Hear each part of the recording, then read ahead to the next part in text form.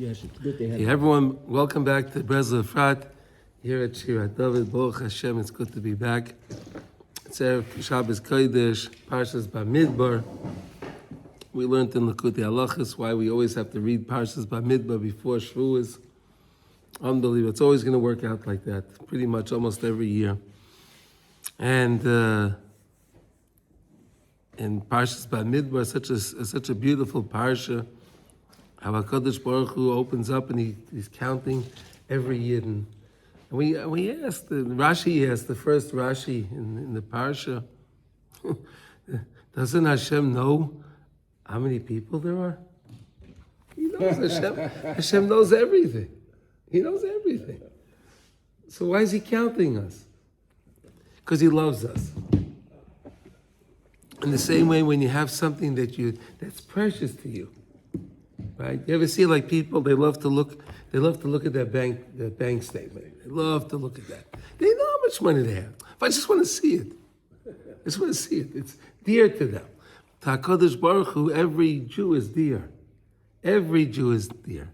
So he counts every single Yid. You're special. You're special. You're special.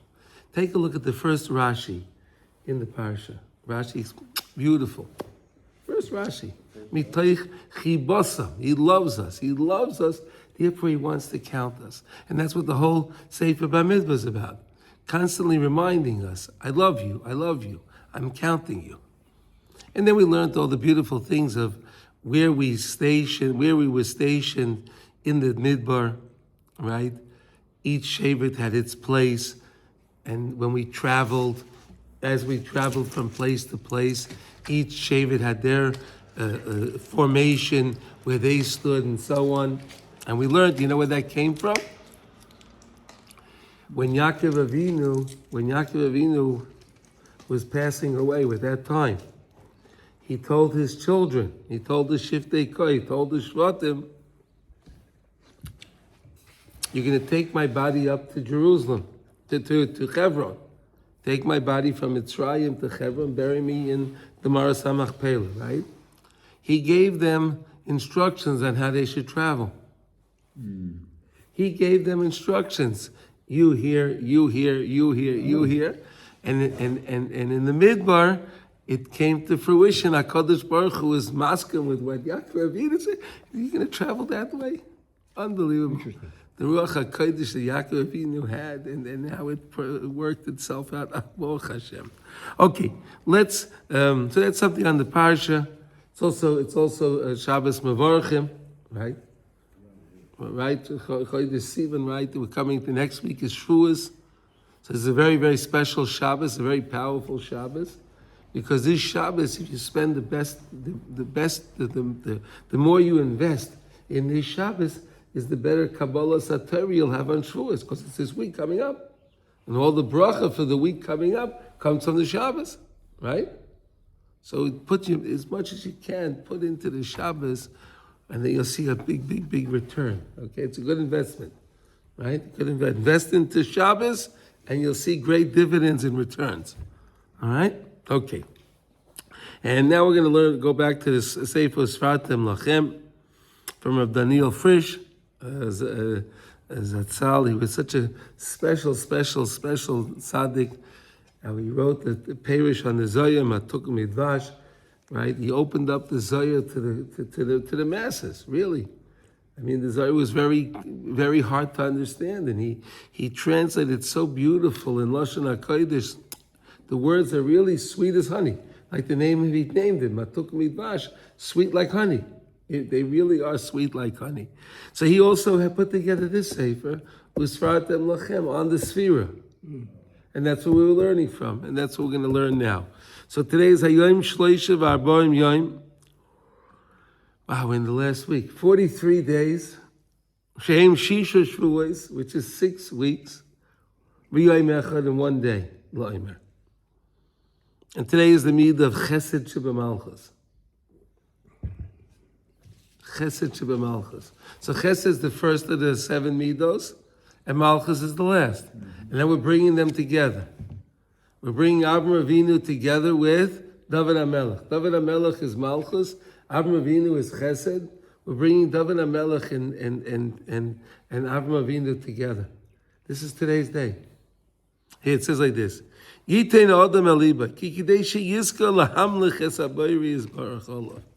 you want to coronate the king, Hashem, to make him, he's your king. You want to feel that the reverence of Hashem, you want to feel Hashem in your life. And you want to accept upon yourself the Ol Malchus Shemayim, the yoke of heaven, the understanding that I'm in this world for a purpose. I'm here to accomplish. It's not just I'm here to enjoy more. No, I'm supposed to accomplish in this world. All right? That's all Malchus Shemayim.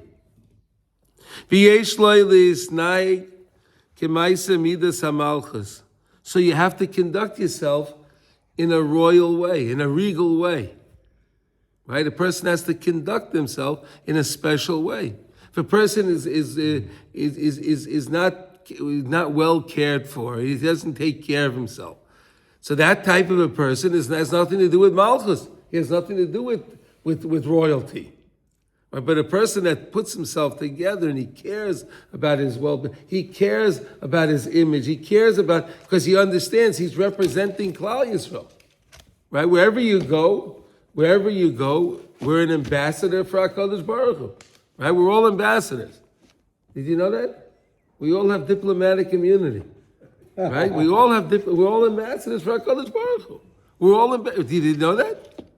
Wherever you go, anything you do, we're being watched. We're ambassadors for Hashem. Shedarka v'retzoyna lidabek b'midas hachesed v'lashpia toiv l'olam. And what does HaKadosh Baruch Hu want us to do? He wants us to connect to Him. How do we connect to Hashem? By doing chesed. Chesed. You want to connect yourself to Hashem, do chesed. Why? Because HaKadosh Baruch Hu created the world with Olam Chesed Yibana. What is Olam Chesed? When Hashem built the world on the premise, on the premise of Chesed. So now, if you are acting in a royal, regal way, and you're working on that, representing HaKadosh Baruch Hu, and then you're emulating what He does via doing Chesed. Hashem does Chesed, and you do Chesed. So then nimsa masig malchus habayri is barach umamshicha al atzma. You draw it upon yourself. The king, the royalty of HaKadosh Baruch Hu, you can draw it upon yourself. Ayedei dveikusa b'midas hachesed, through a person being davak in the midah of chesed. And that's an amazing idea, right? Being davak to the midah of chesed, doing chesed for somebody. Right? We don't understand the great Piazetzner Rebbe, right? The Rebbe of the Warsaw Ghetto, the Eish Kodesh. He said the größte Sache in the Welt is Satin Yenem Atoiva. Right? The best thing you could do in the world is to do somebody a good deed. Do a chesed for somebody. That's the best thing you can do. Why? Because then you're connecting yourself to the Malchus of Hashem. You're connecting yourself to Chesed Shebemalchus. Chesed Shebemalchus. So how do you get Malchus? You recognize that you're an ambassador for HaKadosh Baruch Hu. You're representing HaKadosh Baruch Hu, right? And people are looking at you and they want to see, you're supposed to be a godly person. Oh, right? It's amazing, right? It's amazing. Mamash, it's an amazing thing. Yeah. The most amazing thing is that I always found when I go on these meetings, right? Sometimes I have to go on these meetings with these people, and then they'll say a word that's not, so they say to me, excuse me. Excuse me. It's amazing, right? No, it's fascinating. No, it's fascinating. I'm always fascinated by that. Right? It's regular speech, So I'm standing. Oh, excuse me. You ever happened to anyone? It ever happened to you? Yeah. It's all the time. This is amazing. Okay, so this is the midah of Chesed Shebemalchus. Okay, we got it? It's very simple. It's very nice. So beautiful. Just to understand. HaKadosh Baruch Hu, the Malchus is David HaMelech. Right? Malchus is HaKadosh Baruch Hu. Malchus is Bepeh also. We said Malchus is Peh. You speak, the way you speak, the way you address people, the way you address a situation. This is all part of Malchus. And what you need to do is you need to always be working on doing chesed. Right? I work with this great guy. His name is Jerry Lieutenant. Jerry, you know Jerry? Just one chesed. Right? Just one chesed. Just do a chesed. It's great. Amish is a great guy. It's just a great play. Great, really. We get to work with him. He's amazing. All right, anyway, so that's the midah of chesed shebemalchus, okay? For a second. Yeah. I have a lot of work to do.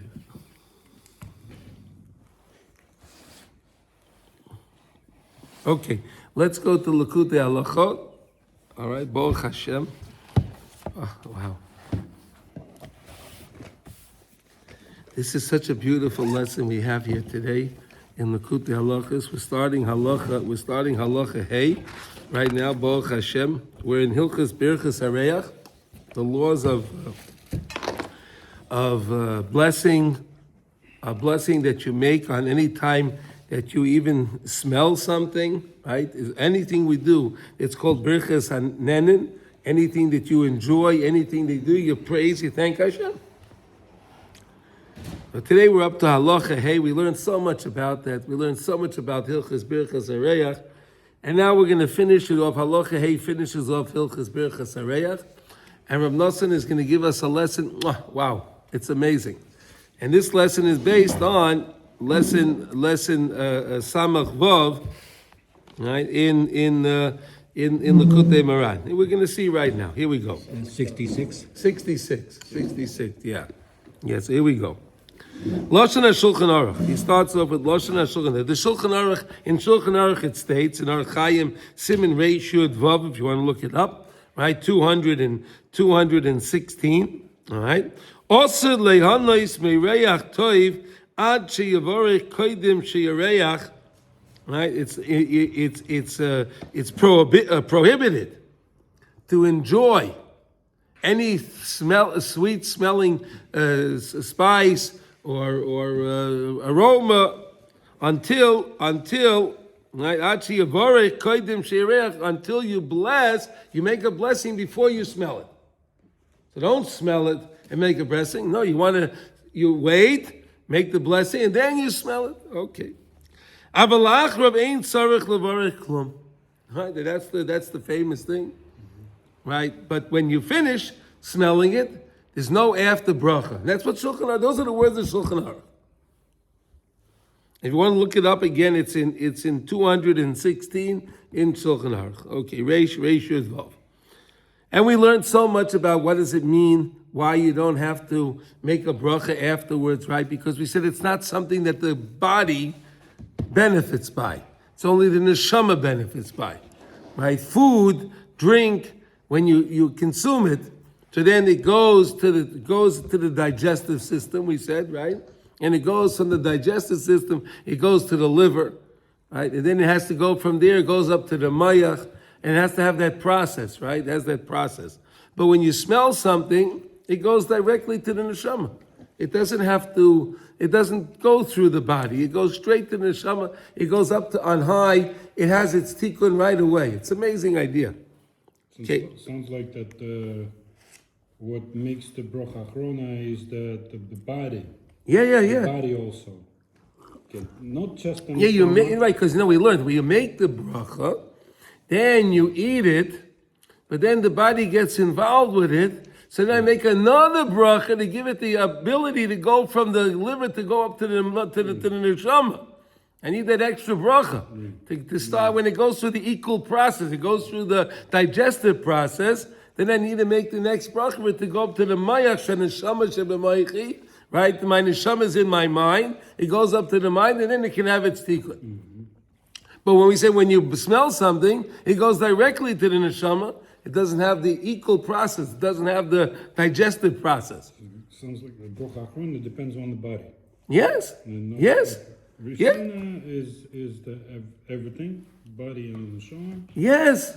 And then this is the reason why in Torah said when you smell something, make a bracha before, but then it makes the tikkun right then and there.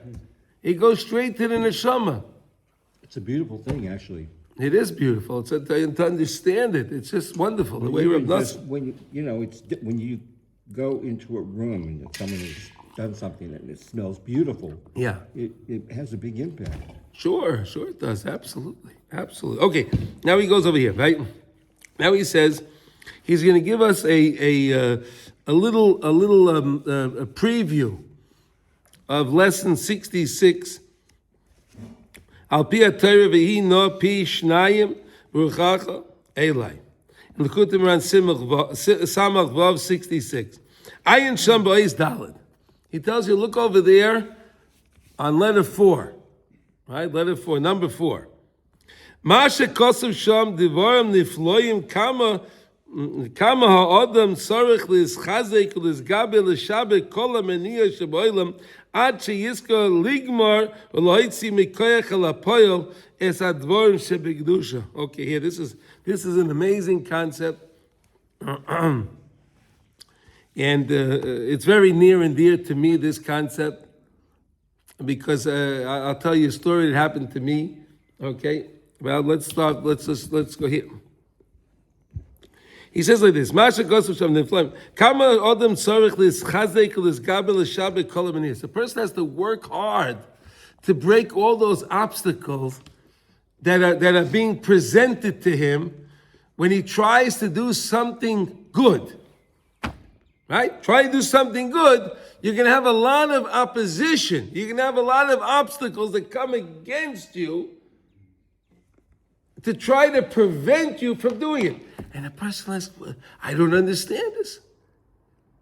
Right? It's very counterintuitive. Why? Because you would think, we just learned, Olam Chesed Yibaneh, I want to do a chesed, so now I'm trying to go do my chesed. But then all these things come in my way. What is this?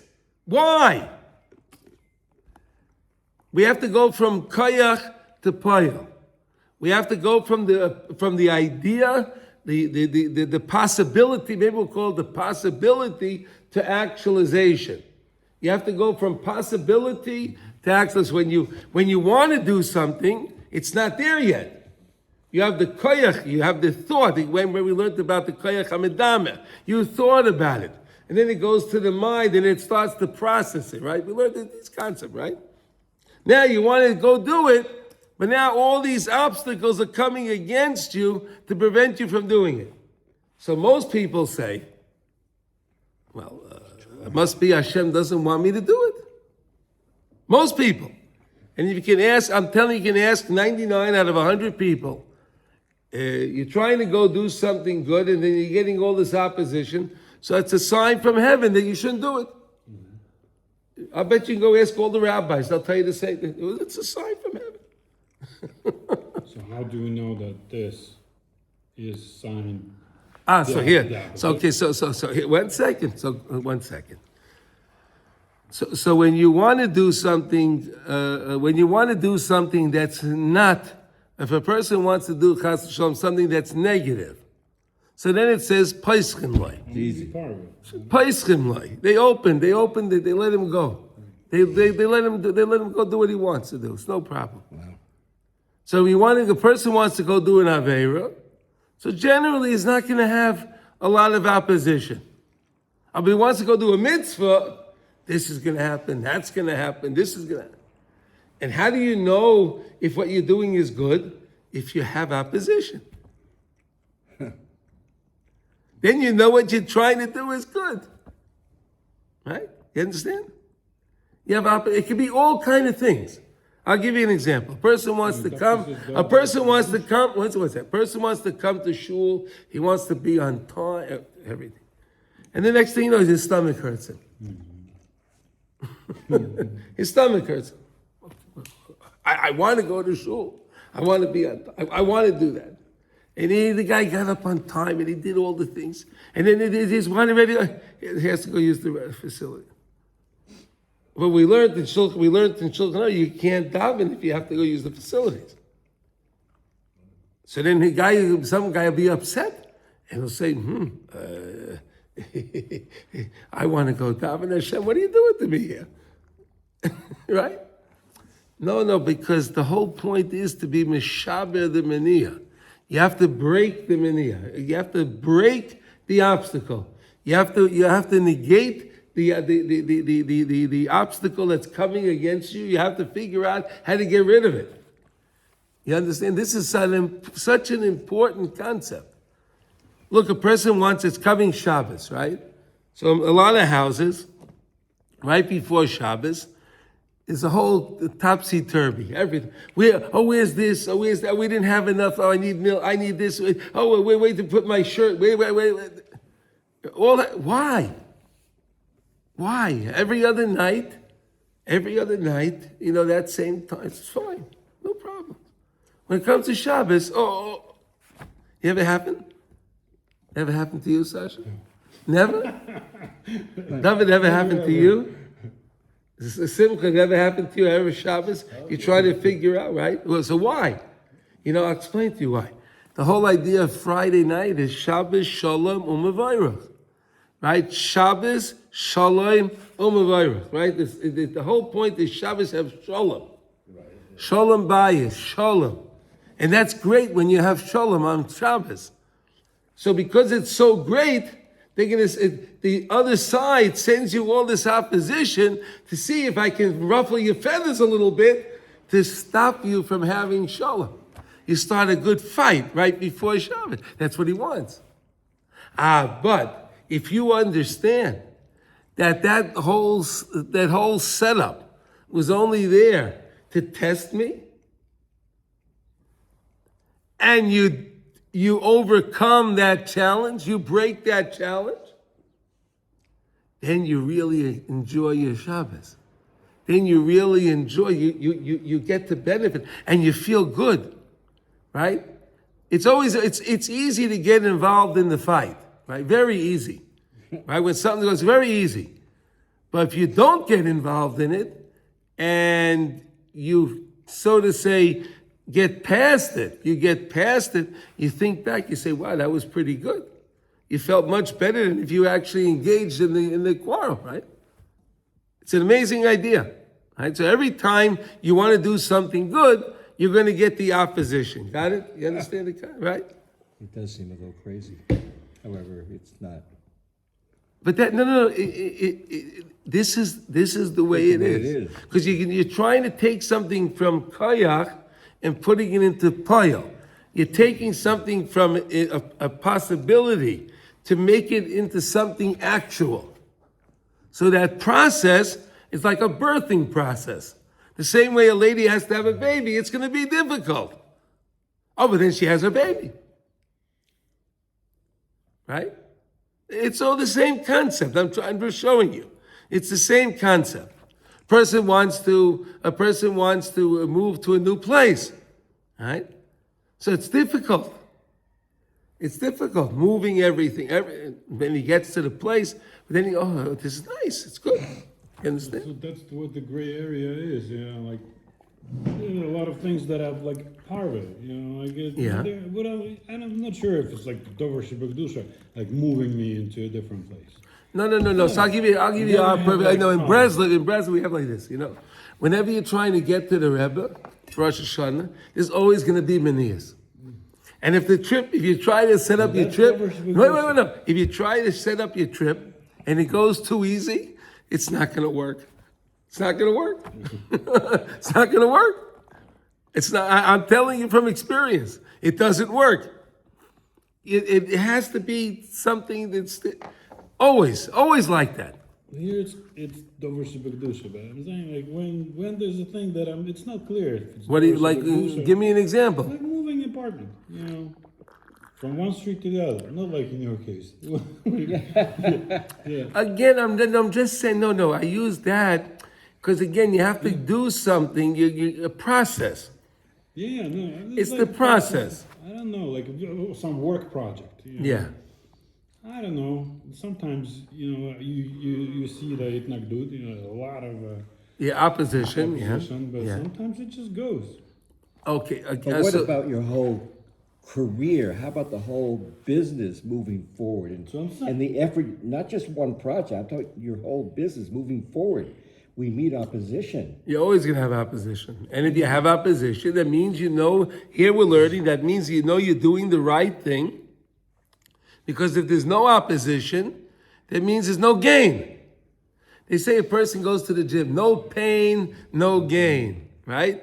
It's the same thing. I'm telling you, I'm giving you different examples. The lady wants to have a baby. She goes through the birthing process. It's the same thing.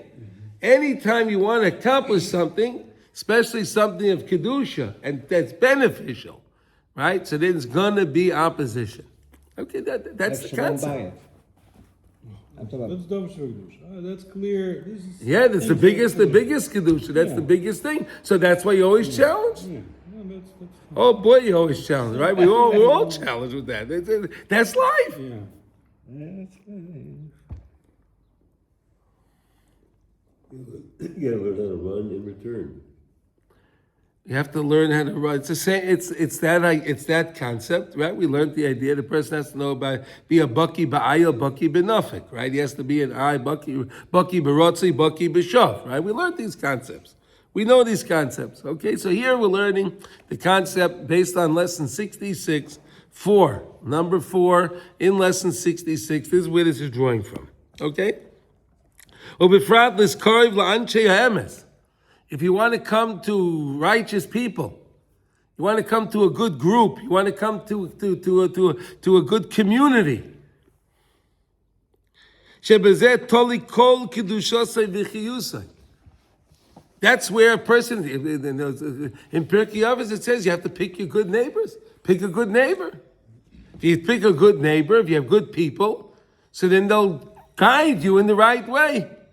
If you go to a place that the people, they're all leitzonim, so then the person will become a leitz. Clown. Right? They're all clowns. You know, it's like these places like that, right? They all just fooling around. So you go move in a place like that, and the next thing you know, you're part of that group. Right? You join the rat race, right? The same thing, right? And nothing in to go to That's the beautiful thing about a rat race. You know what it is? Even the winner is still a rat. Russian saying goes, tell me who's your friend, I tell who you are. And then you'll know who you are, right? You know this guy, you know you're friends with him. Oh, I know who you are. Okay. It's true, right? Okay, wow. It's mama's true. Okay. Ayin sham eitiv mashe kosev amamer hazoyer HaKadosh. And take a look over there based on the statement in the Zohar HaKadosh that what sheyesh tisha nikudin. There are 9 different vowels. There are 9 different vowels. You know, the kamatz, the patach, the tzeirei, the chirik, right, the shurik, all the different. There are 9 different vowels. And tisha rekiyin against the 9 different firmaments. 9 different firmaments.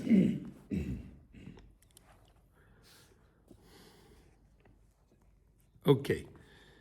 Because if you want to take something from the koyach, from the possibility, and to make it into something there, actual that you have, the poil that you created, something is here now. You have to put vowels onto the letters. This is the Zohar said. This is the Zohar. You have to put vowels. You know, we think the vowels are cute. But if you learn the Zohar on the vowels, even the vowels, each vowel is so precious. Each vowel is so much limud, it's so deep, it's such depth in each vowel. Yeah. So if you want to be able to do something, you have to put nekudos under the oishes. In other words, the letters need vowels. And we understand that, right? If you write words and you put the vowels in, it gives meaning to the word. You understand what the word is. If you don't have vowels under a word, right? You're just reading a word like in Ivrit, right? You don't have vowels. So then you may read it this way and another guy may read it that way. In this context, you read it this way. In that context, you read it like that. It happens. Yes, sir. So are you saying that if there's something we really yearn for, we should write it in Hebrew with the nikudot and read it? Is that the No, connection we're no. supposed to make? I mean, or No, well, that's so you could do that, but that's not what we're. No. That's cute. That's cute. Okay, that's well, I'm cute. finding out how you make that real. No, he's going to explain. Rav Nosson is going to Okay. explain this. This is another concept. So you're taking. So in other words, you have the letters, is the koyach.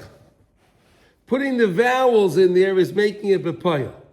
You're making it actual. You know, it has possibility, and now you make it into something. You're like, okay, that's the concept. Okay. Now, v'anekudos nasen al-yedei hacheshek v'akisufin shechoishkin l'davar shekbedusha. And where do you get these vowels from? Your cheshek, your desire, your yearning, your tshuka. You want this thing of kedusha. You want it. That wanting creates these vowels. Right? That wanting, your desire, your arotza. Right? Our rotza. We learned really a bechira. What is bechira? We learned that, right? What is bechira? My rotza. What I want. That's bechira. What I want is my bechira. What I actually do, that's up to HaKadosh Baruch Hu. That's not up to me. I can only want to do the right thing. If Hashem wants something else from me, so then it may go with something else. But my bechira is to want. So here he says, Nasa yedei hacheshek v'akisufim shechoishken l'davar shekbedusha b'chinas nekudas hakesef. The idea of nekudas hakesef, that it's a pasuk in Shira Shirim, that the nekudas make not kesef kisufim, yearning, desire, right? So kesef, nekudas nasa kesef. Kesef is from the word kisufim. Right? The longing. A person has kesef. Why is it called kesef? Because the person longs for it. He desires it. That's why it's called kesef. Money is called kesef. Because a person yearns for money. It's amazing. Kesef. Why is it called kesef? Because it's yearning. No, but really it's nekudas ha-kesef. The nekudas are made by the yearning towards your kedusha, to what you want to accomplish. But you're going to have obstacles against it. So you're going to have more cheshek. And the more cheshek you put in, the stronger the vowels are. The stronger the vowels are, you have the power to fight against the opposition, to accomplish what you want to accomplish. Desire? Cheshek, desire, yes. Kisui, kisui, is it the same root? No. Kisuf. No, kisui. It's the same letters. Kisui, like covered. Why kisui? Where do you have kisui? No, Kisui is a cover, but where's your kisuf? no. I'm saying that the root probably is related. If Okay. It's the same letters or no? Kisui. It's also like something that I want. It's like hidden. Yeah, kisui is a cough. Cough, Yeah. Same root. Same thing, yeah. Yeah. Okay, here we okay. Ve'ikra hacheshek nasa yedei hameniyos shemezamin loy. Oh, this is a loaded statement. This is a loaded statement right here. This is a loaded statement. Ve'ikra hacheshek, the main desire you have, where does the desire come from? It causes nasa al yedei hameniyos shemezamin loy. Again, here we go. A person really wants something, right? So it causes him to have more desire to accomplish it. Right? Let's say like this. Look, if a person knew there's $1 million in a certain place, and all you have to do is get to that place. I'll give you an example. You got to get there. Oh, but wait a minute, there's hills. Oh, wait a minute, there's going to be water. There's going to be all different things till you get to that place. You don't care. I want it. I'll figure out how to get up there. I'll figure out how to get over the water. I'll figure it. Because he wants it. Because I want something. Got it? Because I want it, I'll figure it out. And I'll desire it more. The desire causes me the will to break the obstacle. You got it? Yes. I've seen this thing on my phone, on a YouTube kind of thing, where they say it was like if they have this thing under the water, Yeah. and it's It's a huge room. It has everything in there you could possibly need. And we'll give you $1 million if you can go in there and stay for 60 days. And no one's been able to do it. No one has enough No desire one has to get enough that, desire to really stick it out, to stay in the room. to stay in the room because it gets so Where is this lonely. room? Where is the room? Like underwater. It's in the ocean. Oh, and he has oxygen in the room. They Everything, figured it out. Food, oxygen, everything is there. How did You they can get breathe. down there? How did they get No down internet, there? no How TV. did they get down there to make the room? I have no idea, but Oh, they they made have to the pay room. that guy $1 million to get down there to make the room. He had a lot of cheshik. The guy that built the room had a lot of cheshik, right? So it just, it's like the ability to stick it out and do something is so hard sometimes. Okay, yeah. You don't have that desire to push you through. The chol ma shenecheshak godol. Shenecheshak godol beyoyser shazai tzorich yeh lo cheshik godol beyoyser. All right, so the more that you really want, so the more you want, you have to increase your desire, more desire. It's something big, it's something important. So you have to work on it really, really hard. If you want something big, then you have to Work on it really big. And of course, the bigger the gain, the bigger you're going to have a bigger obstacle. Kamai came is Gabrim, Kinegdoim, is Pashtim, Lefonav, Meniyas, Beyoisa. They're going to come throw these obstacles against this guy. On Nashir. It's just going to keep coming. Boom, boom. Because you're causing the Meniyah. Because you want it, you're causing the obstacle. You got it? The person wants this thing of Kedusha. So he causes an obstacle for him to be able to break the obstacle so he can overcome it and then enjoy that he was able to overcome it. There are some people that are born with a lot of money, right? They're born with a silver spoon in their mouth. I think the expression they use, right? Right? Those people, money doesn't mean anything to them, right? People that are born and they have a lot of wealth, they live their lives and money is nothing to them. It has no value. Counter. It has no value to them. They don't appreciate it. But take a guy that started out, he went from rags to riches, right? This guy appreciates his money. He appreciates it. And he'll work for it. You understand? And it means something to him. So here with the Meniyah, you want something, you're going to get a Meniyah, but then you'll break the Meniyah with having more cheshek. While you're breaking the thing with more cheshek, you'll then be able to say, wow, look what I accomplished. Tony Robbins is an example. Oh, yeah. No, I mean, he was from a very poor family and starving and out in the streets. I mean, what some people have done. I mean, he's not Jewish, I know. But Okay, listen, today all people are benefiting by Rabbi Nachman's teachings. Right. All people, all walks of life. I'm going to tell you, I know. For the people listening, it's amazing. It's amazing. I'll tell you, unbelievable. So the bigger the meniyah, the more cheshek. And where's the meniyah come from? Because you had cheshek. A guy wants to daven. Right? A person wants to daven. You ever happen like this? You come to shul to daven. You open the city, you really, this is going to be gewaldig. And the next thing you know, you're saying the words and you're thinking about this meeting, you're thinking about that, you're thinking about this and that, and you're, what? Where did this come from? Where did this come from? And the other guy comes to shul, it's one of his things he does. People, it's my chore, he has a chore. He doesn't enjoy his davening. He says the words, nothing bothers him at all. He's not accomplishing anything. He doesn't care about it. Anything you care about, the caring that you have for it's going to cause the obstacle. The joke goes the other way. I'm walking in the souk and then somebody hits me on the chest. Yeah. No, but you understand, it's such a beautiful lesson to understand life.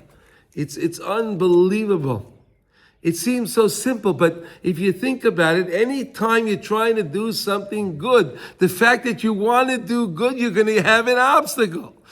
And it's going to get stronger. And then you want it more, so the obstacle gets stronger. But sooner or later, you'll break if you keep going, you keep persevering, sooner or later, you will be able to be successful and break that obstacle.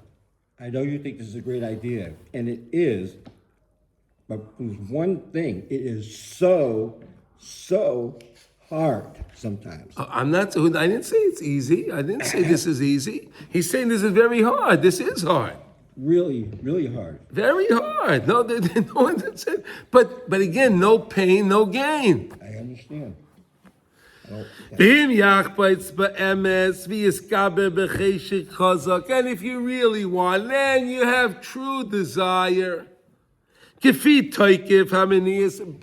on the powerful obstacles that are coming upon you. You'll certainly break those manias. If you just keep the rotzen going. You keep the kisufim going. Nekudas nasa kesef. Kesef is kisufim, right? Nekudas is, as we said, is the thing that actualizes, causes it to become bepoil, right? So you have to make these nekudot. You need these nekuda. How you get the nekuda? By breaking the obstacles. Desire. Look at this. The whole reason the maniya comes there is because you have desire. That's it. Because I want it, therefore you're being opposed. Oh,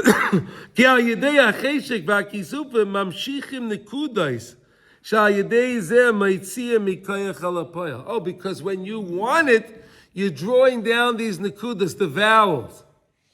You're drawing them down to make that word into something that's understood, to make it into something that's concrete. How do you make it into something? Because I want it. I bring down the vowels. I put the vowels with the letters. The vowels with the letters make it strong, make it understood, make it pronounced.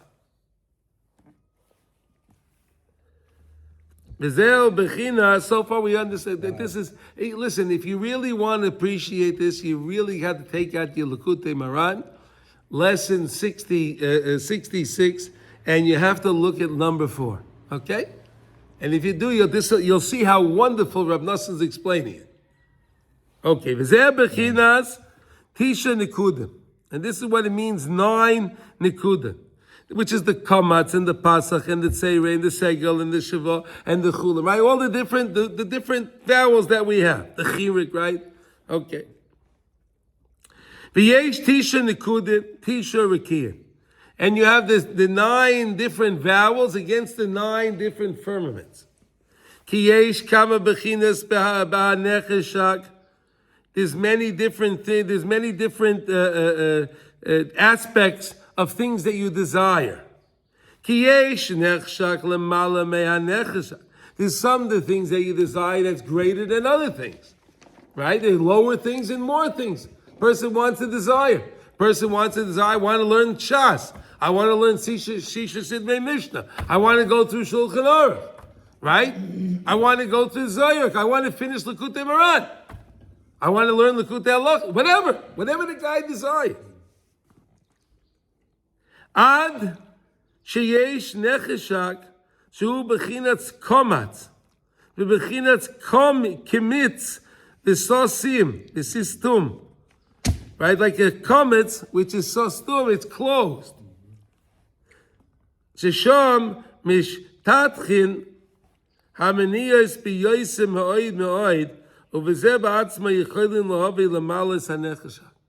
So in other words, sometimes you really want something so good that all the yadas, if you really want to understand this also, you could take out the Likutey Eitzes. You could take out Likutey Eitzes, the book of advice. The book of advice. And he has a chapter in the book of advice, Manias, based on this lesson. The chapter is based on this lesson. Did you know that, Sasha? And Manias is what?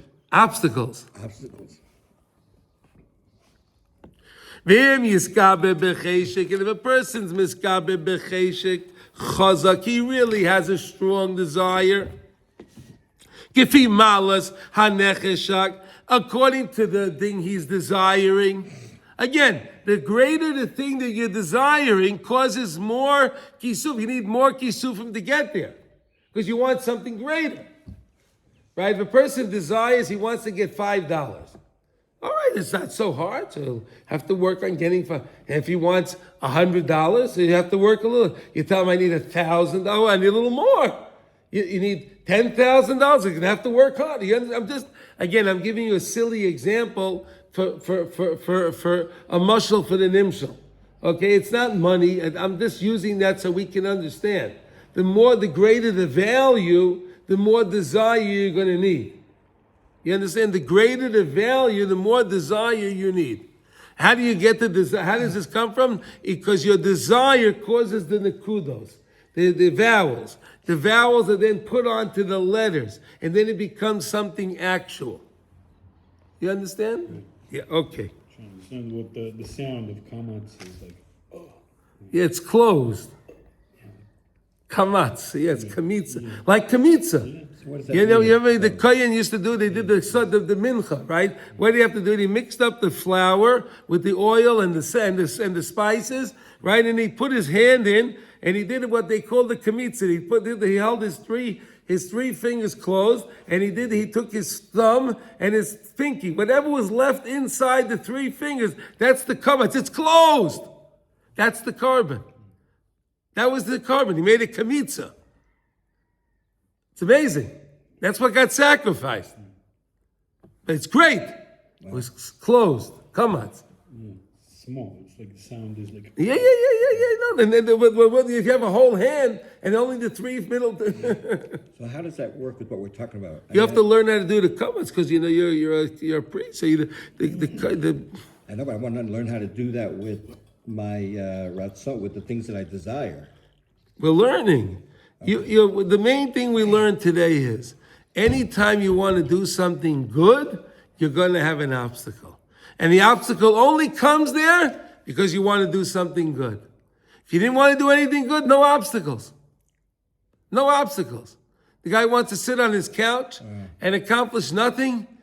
Easy. No problem. Easy peasy. He sits there. You want to go do something? You want to... Oh, wow. Okay. Bevada yeshaber aminiyas v'yagia ela nechesha kazeh. You'll certainly break the miniyas and get to whatever you were trying to desire. Ki haklal b'chol ma she'adam choshen. And this is the klal. He says this is the general rule of all people, of all types of people. Ki haklal she'kol ma she'adam choshen. Anything a person desires. Be'emes. It's something of truth, something of value. Not talking about silliness. Something of goodness that is it's beneficial. Bivada yuchol legamroi ulohaitzia mikayach alapoyel ayin sham kol zehetev. If you want to understand this more, this was just the Tamsis. This is just a little preview of lesson 66, number 4. If you really want to understand it, you can take a look inside over Shabbos, open up the Likutey Moran, lesson 66, number 4. Yes, sir. So what I have experienced is when I really, really want something, Hashem shows me what I need to learn in order to make the change, Yes. to grow and increase my desire. Yes. And that is what allows me to change my paradigm of myself. Yes. Amazing. Okay, this is our lesson today in Likutey Halachos. I think this is a fascinating lesson. I'll tell you two things that happened to me based two things on this idea of miniyas. So first thing I want to tell you is like this. This goes back probably 25, 27, 28 years, about something like that, 28 years ago. So I was sitting in Eish Kodesh, I was sitting in the base medrash, and it was an afternoon. I had an opportunity, Baruch Hashem, those years. doing real estate deals, different things, and I would prepare a house, whatever, and I would put it up for sale. And then I would sit and learn. And if I got a call, I went to show it out. It was wonderful. So I'm learning in the base medrash. I'm sitting there myself, and I'm learning the Likutey Eitzes, how to say. So I come up to the chapter of Meniyas. And the Rebbe said, Rav Nosson says, the first thing is, the greatest Meniyah is to go to the tzaddik. The greatest Meniyah is going to come to the tzaddik is the greatest Meniyah. Obstacle. Yeah, the greatest obstacles are going to come because you're trying to go to the rabbi. You want to come to the rabbi. And I remember sitting there and I said to myself, Rav Nosson, I don't understand. If you want to go to the rabbi, why don't you just go? I said to myself, honest, I didn't understand it. I didn't understand this. The greatest obstacle is to get to the rabbi. So, we live in a time that, you get in your car, you want to go somewhere, you drive, you go there. You go there. Easy. Right? Yeah. Okay, so that year was the first time.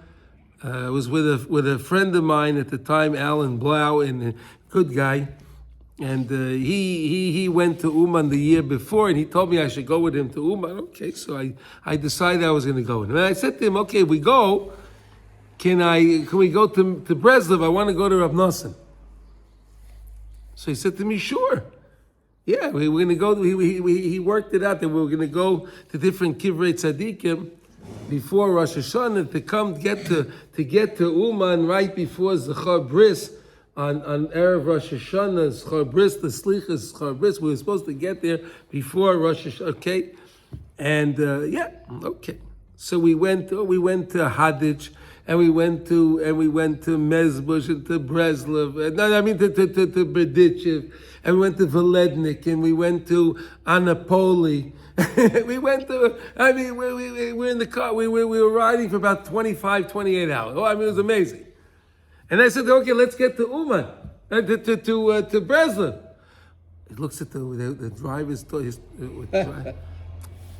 Well, Uman, no, if you want to get to Uman, and you want to be there by 3 o'clock in the morning, because that's when they do slichas, Erev Rosh Hashanah is 3 o'clock in the morning, so we can't go to Breslov.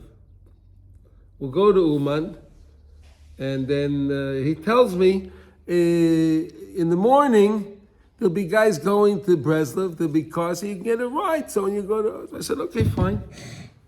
I said, fine, no problem. And we got to Uman. Okay, it was great, and wow, it was amazing. I was like amazed. It was my first time I was there, and then seeing all these people. It was amazing. It's nothing. It was nothing at all like it is today. It was nothing, but it was a lot of people. It was great. And we get there the next morning, and I'm trying to find someone that's going to go to Breslov, but they know they want to go to Mezbush, and they're going to go to Berdichev and to Breslov. And I said, I was just in Mezbush, I was just in Berdichev, I want to go to Breslov. No one wants to go. No one wants to go. So Alan, he says to me on the way back after Rosh Hashanah, we'll go to Breslov. We'll go to Breslov then to Rav Nosson. Well, I'm going to tell you like this. The next thing I knew, I was sitting on the plane on my way back to New York at the time, right? And it hit me. I said, wow, the greatest Meniyah is to get to the tzaddik. And I said to myself, so just go. And I saw it wasn't that easy to just go. I wanted to go. I couldn't get there. So Rav Nosson taught me the lesson. Guess you didn't want it bad enough. No. Rav Nosson taught me the lesson. And I remember it every day. I think about it every day. So you didn't make it. You didn't get there. Huh? You didn't I didn't get there. No. But then the next year, I arranged a trip, and I got a bus with guys, and we went to Breslov. We went a few years ago when I went with you. We went to Breslov. Yeah, we went to Breslov. Yeah. That was great. It was amazing. Be by Rav Natan. Yeah, it was amazing. Mamish, it's so surreal. It's so wow. Okay. Anyway, let's learn the halacha and Kitzur Shulchan Aruch. So this is the topic of Manias. It's a wonderful topic. It's a topic that we live with every day of our lives. We live with this every day in our life, any day, every day. So if you want to know why when you're davening you have a lot of different obstacles, because you want to daven. And that's why the obstacles come. So just try to break it. How do you break it? Think of something else. Remember, you can only think about one thing at a time. Think of something else. Change the thought. Change the thought. Learn something. No, daven, try to think it. Daven, say the next word. You'll get it. It'll work. Just keep, and it'll bother you again. Yeah. Change the word again. One of the tricks that teaches you in the Siddur from Breslov is that just decide that this next, whatever you call it, that you're going to say it right. You can just say it right, every single word, understand everything. And then you can have a lot of obstacles. And but that's how you. That's how you can break through with that desire to. And then when you get to that chapter that you're going to say, there's going to be a lot of obstacles. So you know how to get to the next one. There you go. Okay. Anyway, we are learning in Kitzur Shulchan Aruch the Hilchos Tfilas Kalim, I believe, right? Which is Lamed Zayin 37. Kitzur Shulchan Aruch 37. Did we do Aleph, David? Do you remember? We did Aleph. We did. So we're up to Beis? Yeah. We're up to Beis. Okay. So we're learning the laws of if you buy a new kli, you buy a new vessel, a new pot, a new plate, a new cup, cutlery, whatever you buy, you have to toivel it. You take it to a keli mikveh and you toivel the things, and you make the bracha asher kedishon v'zitzvanu al tfilas either keli or kelim. That's what we learned. Remember? If you're doing one keli, you say al tfilas keli. If you're doing multiple kelim, then you say kelim. Again, the bracha changes based on that. Most brachas don't change, but this bracha does change, and that's why it's clear we explained it, okay? Here we go, base. Kivan shakelim tzrichin tefila dafke b'mokim shekosher l'tfilas noshim. Look at this. Wow, this is a fascinating thing. Right? That the kelim need tefillah. They need to be tovel, they need to be purified. They have to be purified in the same type of a mikveh that's good for a lady to purify herself from a menstrual impurity.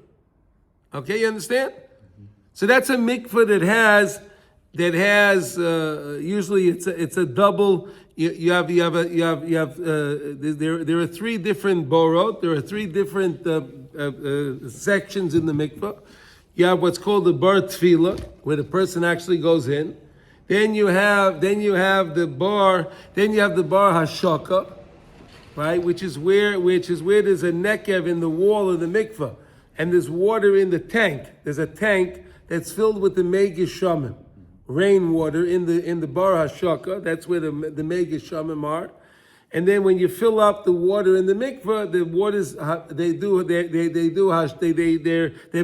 they kiss, so to say, the waters meet, and that's how the water from the rainwater can purify all the mayim she'uvim that's in the mikveh. That's one. And then you have the bar zriya. The bar zriya is when you're filling the mikveh. Well, let's say with tap water. Let's say you're filling the mikveh with regular water. So there's what's called the bar zriya. When you fill it, the water it flows over the other water. This rainwater, the water flows over the other water. That's how it purifies it in one way. That's one method of purification, the zriya.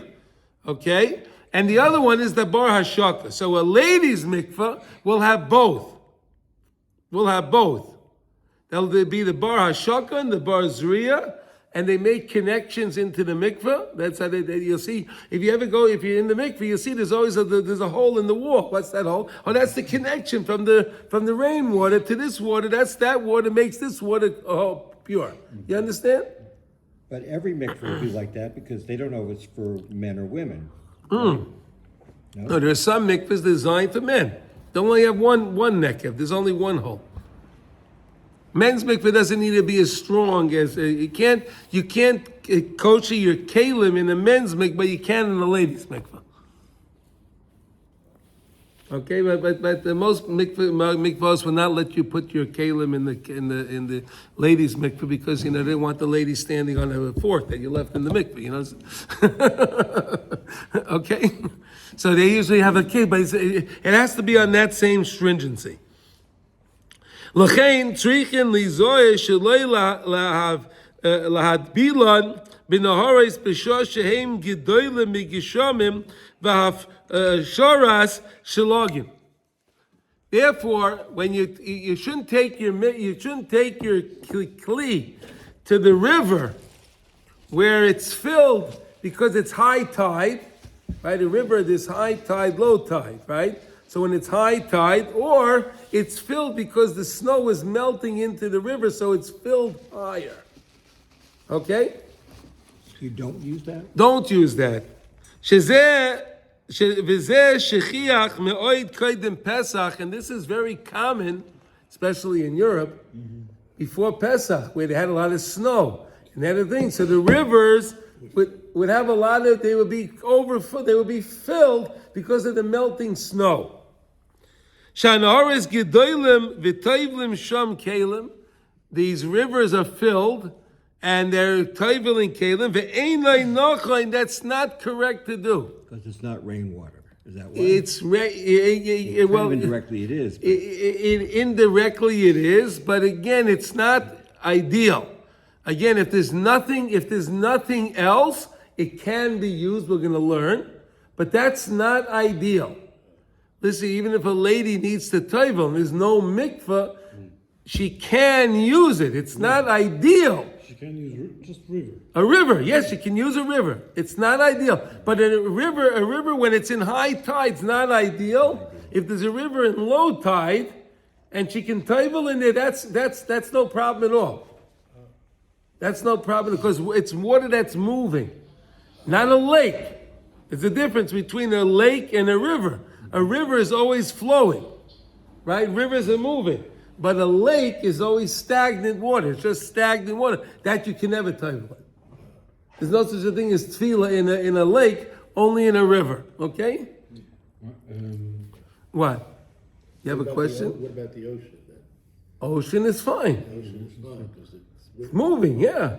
A lake with the mayan in it. Oh, a lake with a mayan is a mayan. No, if you have a lake with a mayan, then it's filled with the mayan inside underneath. it's a mayan.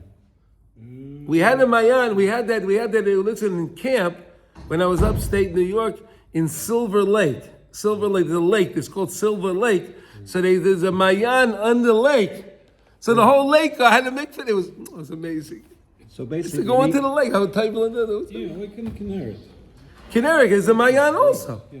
Underneath, so the Kinneret is fine. Yeah. It's Okay, everyone. So listen, I wish everyone a wonderful Shabbos. Thank you for joining. And Mitzvah Hashem, Sunday we'll be back and learning Bezat Hashem. Kol Tuv, everybody.